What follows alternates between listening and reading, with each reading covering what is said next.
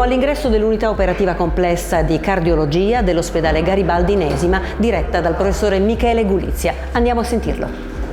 Professore Gulizia, dunque, intanto presentiamo il reparto, i numeri di questo reparto, quali sono? I numeri del reparto sono di 10 unità medico, cardiologo e specialista cardiologo, abbiamo 14 infermieri per la degenza, 5 dedicati per la parte del servizio di cardiologia, che è una parte molto importante per un ospedale che già solamente qui a Inesima ha oltre 400 posti letto, e poi 3 infermieri dedicati a ruotazione per la sala operatoria, ovviamente con l'equipe medica che si occupa di sala operatoria. C'è un settore nel quale in particolare so che andate orgogliosi perché avete raggiunto un'eccellenza in particolare, quello della cardiostimolazione, ne parliamo? Sì, per la cardiostimolazione sicuramente ne vantiamo il fiore all'occhiello di aver impiantato il primo pacemaker compatibile con risonanza magnetica nucleare già oltre 15 anni fa. È stato un'eccellenza particolare, e soprattutto per noi il fatto di essere stato il secondo centro al mondo a aver impiantato un defibrillatore sottocutaneo. Oggi sono diventate una realtà abbastanza concreta, non di tutti i centri di cardiostimolazione. Noi abbiamo una grande esperienza in questo senso, abbiamo anche modificato una parte dell'intervento per questo importante dispositivo che permette di impiantare un apparecchio salvavita, il defibrillatore appunto, pur mantenendo libere le vie di accesso vascolare al cuore. E cioè in che modo? Dove? Catetere sottocutaneo, l'impianto si fa sottoascellare, e quindi con questo catetere che decorre sotto la cute, che quindi può essere cambiato per qualunque motivo, ma soprattutto non solo nei giovani ovviamente che sviluppano il torace e quindi il problema vascolare legato alla modifica e alla durata anche degli elettrocateteri, perché gli elettrocateteri tradizionali hanno una durata che non supera mai generalmente i 20 anni, poi cominciano a deteriorarsi, anche perché i cateteri lavorano con una temperatura di 36-38 gradi costantemente, e poi ovviamente l'organismo, il corpo umano si muove. Quindi le trazioni, anche tutta la parte, ma essendo questo sottocutaneo si può sfilare, reimpiantare, ma non si distruggono mai perché non subiscono questo genere di trazione, ma soprattutto perché immagini nei giovani, nei ragazzi, nelle ragazze, quei soggetti che ovviamente possono andare incontro a episodi di morte improvvisa come la sindrome di Brugata, il QT corto, il QT lungo, la displasia ritmogena, sono apparecchi salvavita per chi magari deve tenere un apparecchio per tutta la vita, 30, 40, anche 50 anni, oltre al fatto che ovviamente sono un bridge, cioè un ponte importante per chi va a trapianto cardiaco, perché in quel caso il sistema vascolare è perfettamente rispettato, non c'è rischio di infezione, e ovviamente il cardiochirurgo che deve seguire l'impianto, il trapianto di cuore, non ha delle controindicazioni, e soprattutto il paziente non può essere escluso per infezioni. E questo è il reparto, professore. Sì. Oggi qual è la tabella di marcia? Cosa c'è in programma? Oggi sicuramente abbiamo sala operatoria a giorno dispari, e poi ovviamente l'assistenza a tutti i nostri pazienti. Prego, Maura. Buongiorno ragazzi, buongiorno a tutti. Come siamo combinati oggi in reparto? Allora, oggi abbiamo 3 pazienti dimessi al proprio domicilio e 2 pazienti che vanno giù in sala operatoria per l'impianto di bene. E il primo intervento? Il primo impianto, sì, il primo è già sceso giù in con sala una malattia del nodo del sì. seno, metteremo un pacemaker bicamerale, risonanza magnetica compatibile ovviamente, perché i nostri pazienti devono mettere la migliore tecnologia, e quindi vediamo il percorso del nostro Andiamo paziente. in sala operatoria? Andiamo in sala operatoria. Stiamo vedendo le immagini adesso di un intervento operatorio che lei sta eseguendo in sala operatoria. Vediamo adesso le immagini. Di che si tratta? Questo è un impianto tradizionale, un pacemaker bicamerale con 2 cateteri che stimolano 2 camere, l'atrio e il ventricolo destro. Sento anche questo atrio e il ventricolo destro. Questo è un paziente che aveva delle sincopi, cioè delle perdite improvvise di conoscenza dovute al fatto che il cuore, per una malattia cosiddetta malattia del seno nodoarteriale, sviluppava questi rallentamenti fino addirittura a momenti di alcuni blocchi cardiaci, e quindi in questo modo noi andiamo a ripristinare la normale conduzione atrioventricolare del paziente, e il paziente non si accorge neanche di avere l'apparecchio, quindi la sua conduzione, il suo battito cardiaco continua così come il buon Dio gliel'ha dato, e soprattutto con un apparecchio di altissima qualità, risonanza magnetica nucleare compatibile, ma che addirittura ha l'intelligenza di imparare e di apprendere dallo stesso battito cardiaco del paziente,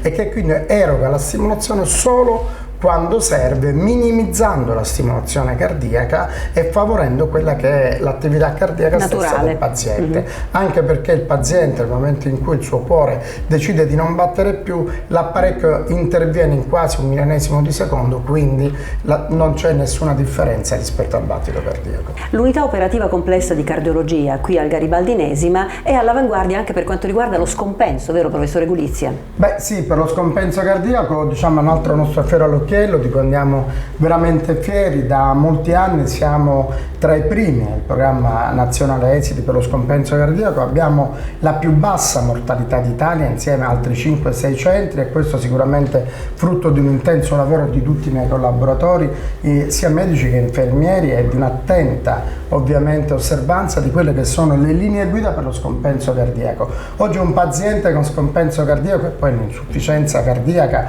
secondaria a una patologia, soprattutto l'infarto, la cardiopatia ischemica, ma anche primaria, lo vediamo soprattutto anche nei pazienti con il long covid, questa nuova malattia che ormai da 2 anni si è affacciata prepotentemente sulla ribalta, non solo per i ritardi anche da parte dei pazienti che non hanno fatto i controlli, ma per l'aggravamento che l'infiammazione generalizzata proprio del covid ha creato in questi pazienti. Ricordiamo che i cardiopatici hanno pagato il più alto tasso di mortalità, il 66% dei morti per covid erano cardiopatici, e quindi per questo ovviamente bisogna stare estremamente attenti e fare un controllo. Dicevo lo scompenso perché noi ovviamente rimettiamo fra virgolette in compenso in piedi i pazienti con insufficienza cardiaca. Ma poi continuate a seguirli? Certo, ma li mandiamo sul territorio all'ASP, quelli più semplici, quelli che hanno bisogno solo di un'assistenza di base anche da parte del medico curante, degli ambulatori dell'ASP.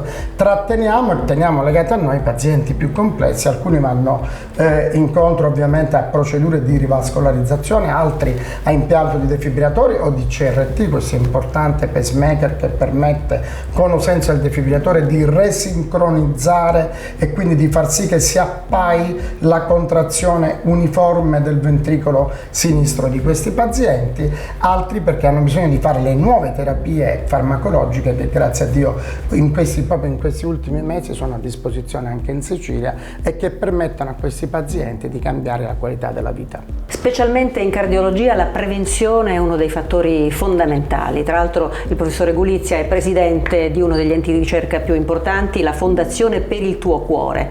Che cosa fate in termini di prevenzione? Beh, in termini di prevenzione abbiamo fatto veramente tanto in questi ultimi 10 anni, ci vantiamo di aver raggiunto un picco di impact factor di 1015,87, che è ben 4 volte di più di quella che è la media dell'impact factor degli istituti di ricerca, ricovero e cura europei, che è 250 circa, quindi il nostro picco è estremamente importante, con una media almeno di 750. Per noi nella cardiologia al Garibaldi Inesima la ricerca e soprattutto la formazione è un dato estremamente importante. Tanti giovani con noi, specialisti, specializzandi, studenti che ovviamente ci onorano della loro presenza, perché rappresentano sempre un momento di crescita, un momento per poterci confrontare e stare sempre al passo con quelle che sono le linee guida. E lei in particolare ha pubblicato di recente uno studio che riguarda la prevenzione delle malattie neoplastiche insieme alla fibrillazione atriale. Esatto. Sì. Beh, abbiamo presentato i dati al basale di questo importante studio da me ideato, che è il Blitz AF Cancer. AF sta per Atrial Fibrillation, che è fibrillazione atriale. Sappiamo che la fibrillazione atriale sempre di più si sta acclarando come un marcatore importante che decela, fra virgolette, l'inizio di un cancro. Un campanello d'allarme. Un campanello d'allarme in soggetti che non hanno una cardiopatia sottostante e che poi nel tempo vediamo sviluppano un cancro. E questo perché i fattori di rischio cardiovascolari, se ormai consolidata questa esperienza, sono gli stessi fattori di rischio che purtroppo portano allo sviluppo di un cancro. Il problema più importante nei pazienti con cancro è il sanguinamento, la gestione del sanguinamento, perché è una delle complicanze maggiori, ma i pazienti che hanno cancro e fibrillazione atriale devono mantenere il sangue liquido, perché la fibrillazione atriale arteriale, purtroppo coagula il sangue e fa arrivare l'ictus cerebrale da tromboembolismo, cioè coaguli che si possono formare proprio perché l'atrio non contrae più e quindi all'interno del cuore si creano questi quindi coaguli. si tratta di trovare un equilibrio. Trovare il giusto equilibrio, trovare quali farmaci possono avvantaggiarsi l'uno con l'altro, anche in considerazione del fatto che i farmaci antineoplastici ormai sono di tante tipologie. Abbiamo gli anticorpi monoclonali, abbiamo quelli per recettore specifico, abbiamo le vecchie ovviamente i vecchi come il Cisplatin, il 5-fluoracile, l'adriamicina, che sono dei farmaci cardiotossici. Quindi il problema della cardio-oncologia è riuscire a far convivere una farmacologia per la prevenzione cardiovascolare, quella per la terapia del cancro è estremamente importante. Noi abbiamo scritto un documento di consenso nazionale che è diventato anche, è stato accreditato anche a livello regionale, è uscito in Gazzetta, il nostro assessore lo ha voluto pubblicare. Sono responsabile della cardio-oncologia in questo senso, portiamo avanti per questi pazienti con grande attenzione quello che è il momento di terapia cardiovascolare insieme agli oncologi, agli oncoematologi, perché questi pazienti devono trovare la giusta dimensione. Professore, ma questo Bancomart, questo progetto di cui si sente molto parlare, che cos'è? Coinvolge ovviamente anche il suo reparto. La Banca del Cuore è il più importante progetto di prevenzione cardiovascolare esistente in Italia, unico al mondo, da me ideato nel 2015, che dal 2015 attraverso appunto, come vedete, il track tour, questo nostro track super attrezzato di 100 metri quadrati quando è aperto, permette di fare uno screening non solo aritmologico con l'elettrocardiogramma a tutti i soggetti che vi salgono, ma anche mediante la puntura di un dito, solamente con una goccia di sangue, di fare uno screening di tutto il profilo lipidico, cioè del colesterolo, delle diverse frazioni del colesterolo, glicidico per la prevenzione del diabete, e uricemico. Uricemico non tanto per il valore dell'uricemia, perché l'uricemia è un surrogato dell'infiammazione, ci dice quanto di quel soggetto c'è qualcosa che non funziona perché c'è l'infiammazione. Sapete che l'infiammazione è il primo movens cosiddetto di malattie importanti come il cancro e la cardiopatia ischemica, l'infarto. E poi questi dati vengono conservati e sono fruibili anche al paziente in qualsiasi momento? Tutti i dati ovviamente vanno su un sito che è quello di Banca del Cuore, il paziente riceve questa, la Bancomart, che a livello personale, lo vedete meglio anche qui, ha un PIN, ma c'è una parte che va ovviamente grattata per quello che poi è il codice personale.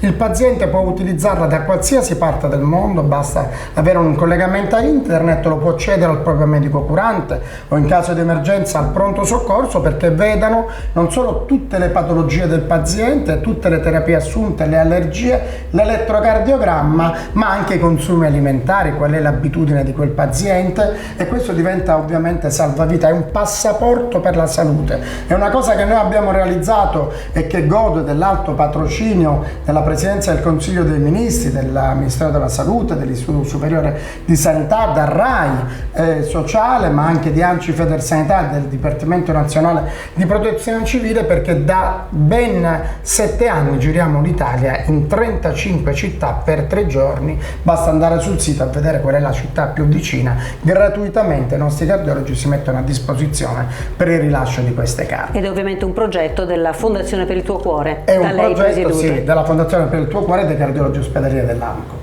Prima di salutarci, professore, allora diamo le coordinate. Cosa deve fare chi vuole venire in questo reparto? Sicuramente chiamare il numero verde del nostro CUP e chiedere una prenotazione per un accesso in prima visita alla cardiologia dell'ospedale Garibaldi Inesima. Se dovesse trovare tempi più lunghi, ovviamente, perché la richiesta è tanta, tra parentesi siamo fra le rare cardiologie che continuano a fare attività di prevenzione sul territorio, dando disponibilità di ambulatori aperti per il pubblico anche di primo accesso. Ci contatti direttamente ai numeri che appaiono sul sito della nostra Arnas Garibaldi. Cercheremo sicuramente di andare incontro e di soddisfare tutte le richieste del pubblico. Buon lavoro a lei e alla sua equipe. Grazie a voi per la vostra gentilezza. La cardiologia del Garibaldi Inesima, diretta dal dottore Gulizia, è una cardiologia certamente importante per quanto riguarda la cura, ma che ha attenzione, grande attenzione. lui ne è un protagonista, il settore della prevenzione. Parecchi eventi realizziamo insieme in città e non solo per la prevenzione, per intercettare da subito quello che sono i segnali e i sintomi di quello che possono sviluppare come malattie serie, cardiologiche, infarto e altro.